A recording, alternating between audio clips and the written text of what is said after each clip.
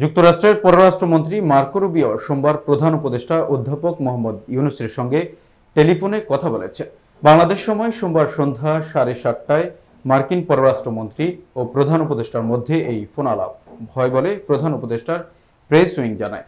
প্রায় 15 মিনিট ব্যাপী ফোন আলাপ ছিল উষ্ণ, সৌহার্দ্যপূর্ণ ও গঠনমূলক, যা দুই দেশের মধ্যকার দীর্ঘ দ্বিপক্ষীয় সম্প্রীতির প্রতিফলন।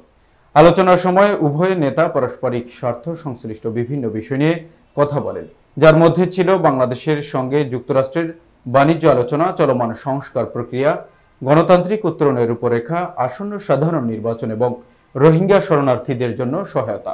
মার্কিন পররাষ্ট্রমন্ত্রী রুবিও বাংলাদেশের সংস্কার কর্মসূচি এবং আগামী বছরের শুরুতে নির্বাচন অনুষ্ঠানের উদ্যোগকে সমর্থন জানান। তিনি উল্লেখ করেন যে যুক্তরাষ্ট্র বাংলাদেশের সবচেয়ে বড় রপ্তানি গন্তব্য এবং রেমিটেন্সের শীর্ষ উৎস।